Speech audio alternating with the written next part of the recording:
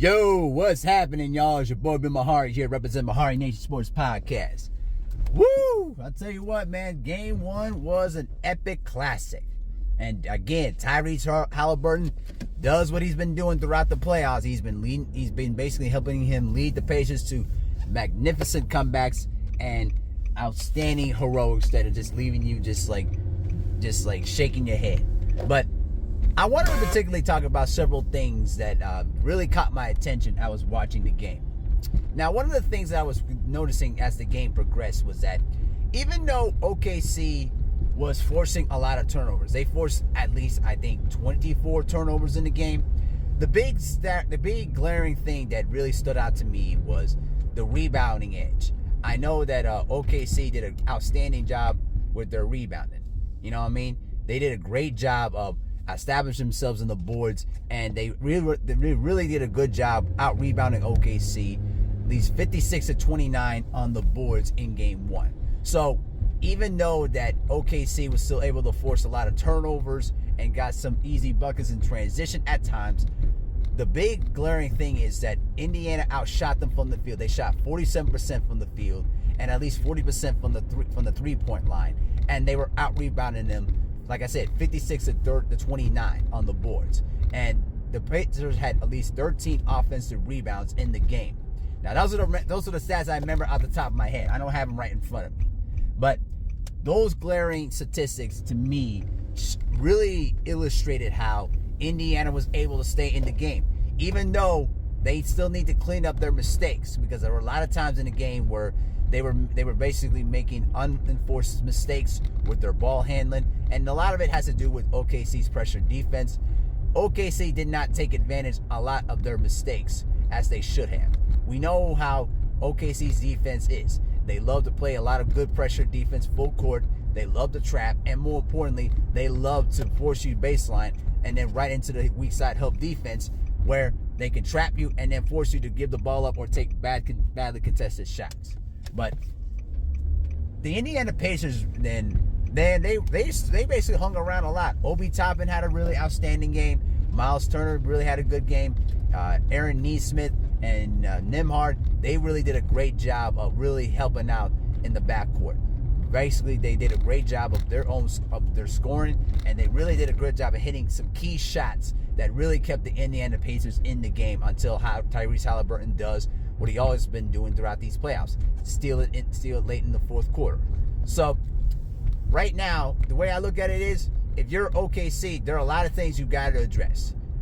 They love going small because they have the ability to switch defensively against their key guards. But the big issue is going to be is how is OKC going to counter against the front line of the Indiana Pacers? Remember, they had a decent games in game one, but they weren't as dominant as they were yet. But we know that Miles Turner and Pascal Siakam, they're going to be due for dominant games in this series. But the big issue is going to be, how is OKC going to counter against the front line of the Pacers, especially when they're able to get the majority of the rebounds and give the Indiana Pacers multiple opportunities to score.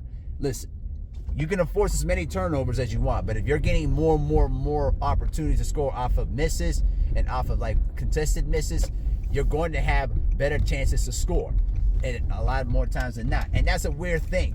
Indiana gave the ball over a ton in this game. They gave up the ball a ton, and they basically still stuck around because of their work on the glass. That's the big thing that really stuck out to me. So if you're OKC, I don't think you really need to change much. What you got to do is you basically go out and transition more.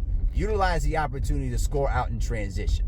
Indiana's excellent in a fast-paced, high-tempo game, but OKC is going to have to be a little bit more selective of when they can run on the fast break. And SCJ did a really good job in game one, but he did some, took some, at least some questionable shots late in the fourth quarter that really shifted the momentum in Indiana's favor.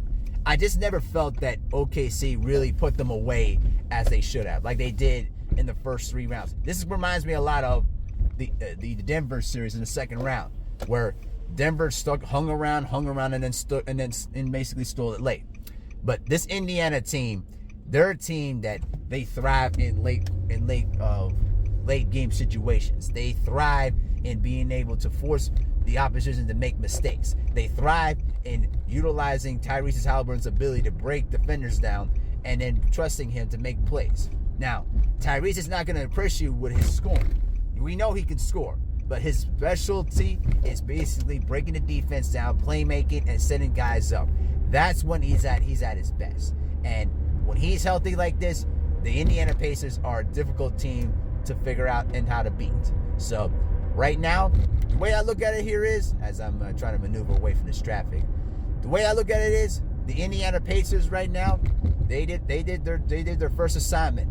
They got the first game under their belt, and now basically you can try to go ahead and steal game 2 and really put the hammer down. This is why it's so important for the OKC Thunder to win game 2 on Sunday, because if they go down 0-2 going to Indianapolis, it's going to be very, very difficult for them to win 2 straight games in Indianapolis. It can be possible. It has been done before in the playoffs, but not in the finals. So it's going to be imperative for the OKC Thunder to win game 2 and try to tie the series up 1-1, and then you're going to have to steal one in Indianapolis to try to get the home court advantage back. So it's going to be very, very interesting. These next few days, man, I'm going to be watching very, very closely now of how the media is going to handle this series, because I know there's a lot of stupid ass people in the media that were basically trashing this series. After last night, I don't want to hear any more smoke or any nonsense about how trash this series is going to be. This is going to be a really, really good series between two excellent small market teams that have done a great job constructing their rosters and basically doing it without having to spend that much money. I'm going to explain all that in another video. But congrats to the Indiana Pacers. They did steal game 1. Now they got at least 3 more to go to become champions. So, but the pressure's on OKC. They got to win game 2 to try to tie the series up at 1-1. So, that's all I have to say about that. Let me know what you think in the comment section below. With that, I'm out. Peace.